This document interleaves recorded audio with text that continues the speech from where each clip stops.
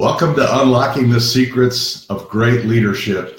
I'm so honored that you're with me tonight. I know that time is our most valuable possession, and I'm just so thrilled that you're giving me just a little bit of your time tonight.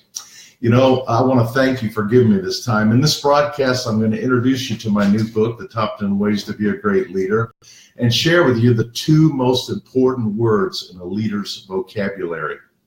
In case we haven't met, I'm Hans Finzel, and I have spent my life in leadership. I love writing books. This is my 10th book.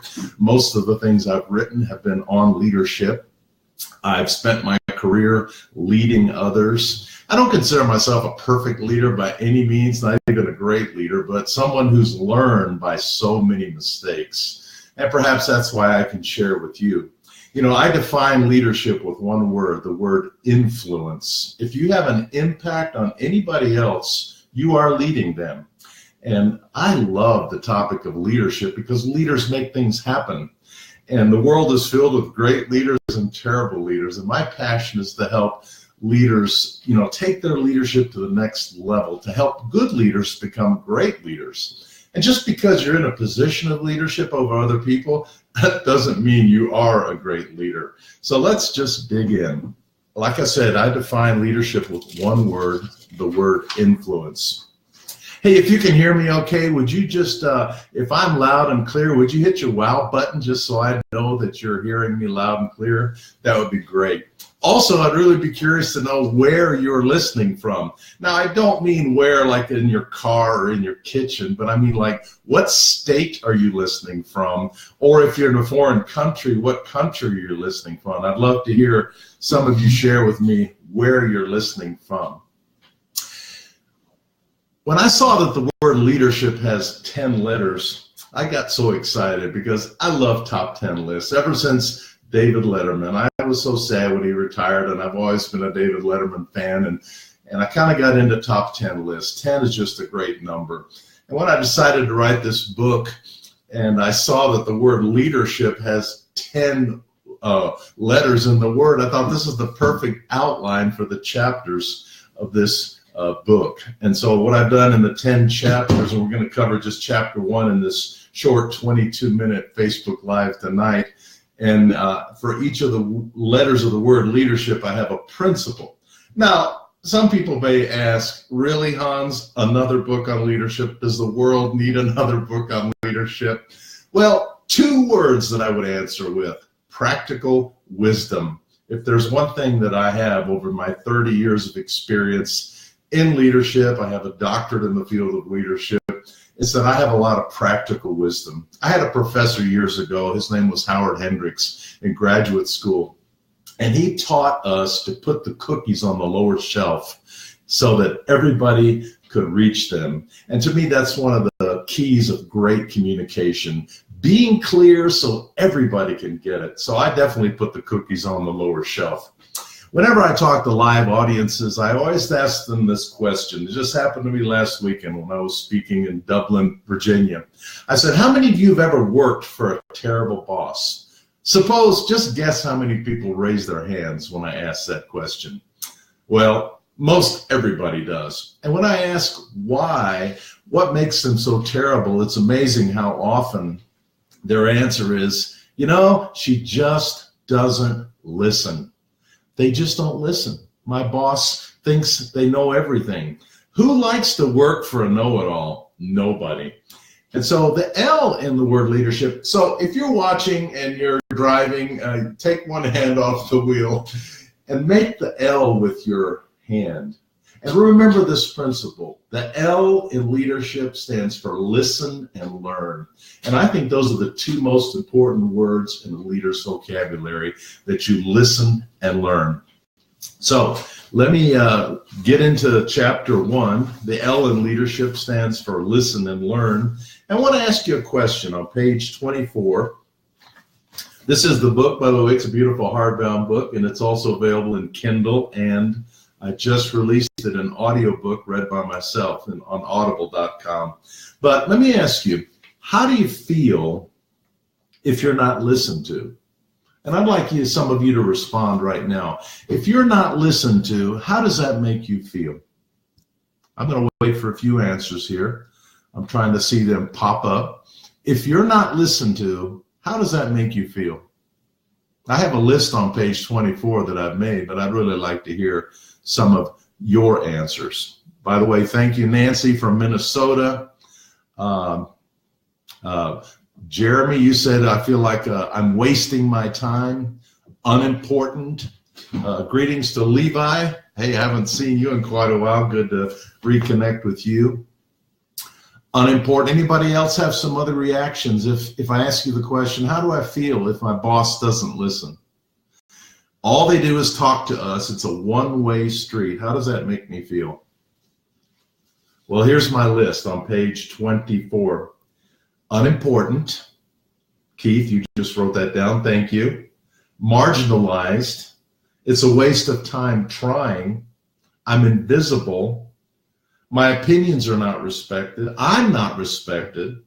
I have nothing to contribute. Nothing is going to change. Wow. It's amazing, isn't it? How terrible we feel if we're not listened to. Well, let me flip the coin around, because what I want you to get out of this training tonight is become a master listener. Now, just because you're a good listener doesn't mean you do everything that people ask you to do. No. If you're a people pleaser and you just want to see which way the wind is going and that's the direction you go as a leader, that's not good leadership. But a good leader learns how to listen carefully. Now, how do you make people feel if you listen to them? How do you feel if you're listened to by others? Well, I found this great quote by Maya Angelou, and I just wanted to read this quote. I've learned that people will forget what you said, people will forget what you did, but people will never forget how you made them feel. Wow, I love that. People will never forget how you made them feel. And you know how to make people feel important? Listen to them, because you're respecting them. Did you know one of the signs of a miserable job is I never get any feedback at all? I have no clue how I'm doing. A good leader, a good boss, a good manager knows how to listen and to give good feedback. Well, why is it hard for us to listen? I have identified some reasons. You know, we're living in a crazy, always-on social media world. There's so much pressure, so much going on. And I find that the more people you lead, the harder it is to listen. And sometimes it's just because of the sheer number of people. And some of you are listening here tonight, today. Maybe you're just getting into leadership for the first time. Some of you are listening or in a business, maybe a home business, and you're growing your team. And that whole sector of our economy is just exploding, the home business. That's what Donna does. She just loves it. And if you are successful, guess what? More and more people are going to join your team. And whether you like it or not, now you're a leader because others are looking to you. How does that make you feel? Maybe uncomfortable? Well, get over it, because your success will depend on how good of a leader you are. That's why I'm offering these trainings, because I want to just help you with the things that I've learned. Okay, starting on page 28, I've listed some reasons why it's hard for leaders to listen. Too little time. And as I read this list, I'm going to ask you at the end of the list which of these items you relate to the most. So think about yourself. And we're talking about the topic that it's kind of hard to listen. Now, some people have a personality that's just wired for listening, like my beautiful, wonderful wife, Donna, because she's a people person. And she's fed by people, and she's really a great listener, and she makes people feel important. All of you who know her know this is true. Well, I kind of have the opposite personality. I'm a hard-driving type A, pure German, task-oriented person. So for me, it's hard to listen just because of my personality. But here's the list beyond personality. Too little time, too many people, and the more people you have that you're over in leadership, the more time it's going to take to be a listener. Too much pressure. Leadership can be a tremendous pressure. For 20 years, I was the president and CEO of a big international nonprofit. We had staff all over the world. Some of the people that I led were 5,000 miles away. We had a $35 million annual budget. It was a lot of pressure. And sometimes it was difficult just to take the time to listen. Too big a distance. Here's my last one. Too much knowledge. Excuse me. Did you know the more you know, the harder it is to listen? Because how many times do you hear people telling you stuff you already know, you've already heard? And are you ever guilty of what I'm guilty of? Hey, will you just give me the Reader's Digest version of this? and I have that temptation to just out with it. Sometimes if you know so much, and I respect people who are really smart and know a lot, and they listen well. Okay, so here was the list of the reasons why people don't listen, why it's tough to listen as a busy leader. Too little time, too many people, too much pressure, too big a distance, too much knowledge. Which of those relates to you the most? What do you think? Would you answer? Would you just comment right now in the comment section on Facebook Live? Which of those do you relate to the most? Or maybe I missed something. I did mention personality, and you can add that. That's probably another something I should have put in this chapter. Or maybe there's something else you struggle with that makes it hard for you to listen that I didn't even mention on my list. All right, I'm waiting for some of you to respond. I'm watching the comment section. I want your engagement. I would love to see your engagement. What do you think? Does that make sense? That it's hard to listen in this always-on world? Repeat them again. Sure, Judy. Too little time, too many people, too much pressure, too big a distance, too much knowledge, and my personality. Now, that's not in the book, but I added that because for some of us, when people come into our space, they're kind of an interruption. They're not an opportunity. And I want to get back to my work. If there's one thing I've learned in leadership, people are my work. But I can tend to sometimes feel like people are interrupting me from getting to my work. Okay, Keith, you said pressure and people. Thank you. Both of those. So many people, so much pressure. Anybody else want to chime in? Perhaps something I didn't mention that is something that makes it hard for you to listen. Jody from Chicago. Hey, welcome. I love Chicago. We were just there a week ago and had a fabulous dinner downtown Chicago. Love that city.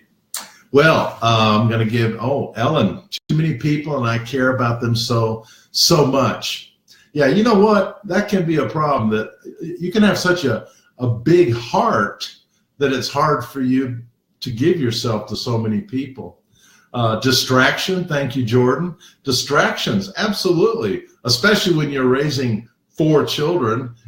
Time, thank you, Donna. Excuse me.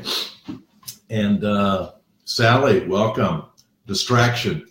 Okay, so that's why it's hard to listen. So remember, the L in leadership stands for listen, but it also stands for learn. The L in leadership stands for learning as well. And did you know those two principles are totally connected at the hip? Listen and learn. If you're not a learner, you can't learn if you don't listen. And if you don't listen, you can't learn. That's why I say the 2 most important words in a leader's vocabulary is listen and learn. Now, this is especially true if you're leading your organization through any kind of a change. Here's a great quote from Francis Hesselbein and Paul Cohen from their book, Leader to Leader, and this is found on page 34 of my book. The most notable trait of great leaders, certainly of great change leaders, however, is their quest for learning. They show an exceptional willingness to push themselves out of their own comfort zones, even after they have achieved a great deal. You see, you can have achieved a great deal and be highly successful, but that doesn't mean you stop learning. I think the most successful leaders today are people who have a passion to just keep learning. And the way you do that is to listen. I have a sign on my desk, and I actually printed this out because then Kurt Beavers, all of you who know Kurt Beavers, I was at a convention in the spring in Anaheim, and he showed this slide, and I just loved it, and he shared it with me. I like to say life begins at the end of your comfort zone. And that's what learning is about. Life begins at the end of your comfort zone. And that's my mantra this year, is to get out of my comfort zone. And that's, I'm in my 60s, and I got so much to learn. And I actually love learning. Do you love learning? I hope you do. Thank you, Sally. All right, here's my other quote for the year that I am practicing, and it goes along with learning. Do one thing every day that scares you. And if you happen to be listening and you're not watching because you're driving or something, the picture that goes with this quote, do one thing every day that scares you, is a guy jumping off a cliff into, looks like a lake or something. Always learning. Life begins at the end of your comfort zone. So let me ask you, how are your listening skills? How would people judge you in your ability to listen? If you ask your followers, your team, on a scale of 1 to 10, how good of a listener is Max, or how good of a listener am I? What do you think they would say? And I don't want you to answer this. I want you to just think about it. Hey, while you're thinking about that, can you think of maybe somebody else that would like to watch this video later? Would you do me a favor right now and tag one of your friends, not because you think, wow, they really have a problem with listening, but because you want them to get this knowledge and this information and this training about being a great listener and a learner. Would you do that just right now in the middle of our broadcast before we're finished and we're almost done? Would you tag a friend that you would like to also get in on this great knowledge? Thank you. That would be fantastic. Now, I want to jump to page 39 because at the end of each chapter in this book, I have a set of what I call action points and discussion questions. And on page 39 of this chapter, because one of the best ways that you can use my book is I've designed it to be a discussion guide. And I love to see, I know a number of leadership teams are buying this and getting this for their whole team. And you read a chapter together. It's perfect for a little book discussion group. You can do it through Zoom. You can do it physically if you happen to work at the same place with other people. But that's at the end of the chapter. I just have 4 discussion questions to help you dig deeper. And I want to read these 4 to you. The action points. Number 1, sharpen your listening skills with feedback. And this is where I suggest that you ask some of your team members, hey, how would you rate me as a listener on a scale of 1 to 10? Now, you got to have courage. You got to be a courageous leader to do this, but ask for feedback. How do you think I'm doing? And then when they give you the number, ask them why. Why did you give me that number? Number 2, try feeding back to people what they said to you. That's really important. I've had times in my career where my team said, Hans, you just don't listen. And I said, what do you mean by that? And I learned I had to repeat back to them, especially when they were giving me hard words or they were giving me serious communication. I learned to repeat back to them what they said so they knew that I really heard them. Number 3, there's no substitute for FaceTime with your team. And I've been using the word FaceTime long before Apple came along. I should have trademarked the term FaceTime because I think there's no substitute for FaceTime with your team. It can be over Zoom, but it needs to be visual because 90% of communication is visual. And then number 4, consume a regular diet of resources that'll help you grow. Just by the fact that you're listening to this Facebook Live broadcast, you're investing 22 minutes in your leadership. And maybe you're wondering, Hans, why just 22 minutes? Why don't you give us an hour of this stuff? Well, because the average commute in America is 25 minutes. And the best Facebook Live broadcasts we've learned are about 20 minutes. And so I decided to shoot right in the middle with 22 minutes. I hope you're having a good time. Are you having a good time? We're almost done. Now, finally, I want to give you a call to action. Join me 2 weeks from tonight, October 24th, for the next edition of this Facebook Live training. The E in leadership stands for emotional intelligence. I love the topic of EQ. And did you know that EQ is so much more important than IQ? Absolutely. So 2 weeks from tonight, we will do the next broadcast. The E in leadership stands for EQ. Secondly, grab the book if you don't have it. It's a beautiful hardback. It can be purchased wherever books are sold. It's available on Amazon. Just type in Hans Finzel. It's a beautiful hardback, or it's available on Kindle. And as I mentioned already, I recently read the book and have published it at audible.com. If you're not a member, contact me, message me, and I can get you a free copy of the audiobook if you're not yet a member of audible.com. But check it out. You can listen to the book in 5 hours and 4 minutes. Pretty cool. And if you'd like to sign up for my periodic emails, go to hansfinzel.com. I got 1 minute left. Anybody have a question? I actually finished a minute early, so anybody have a question?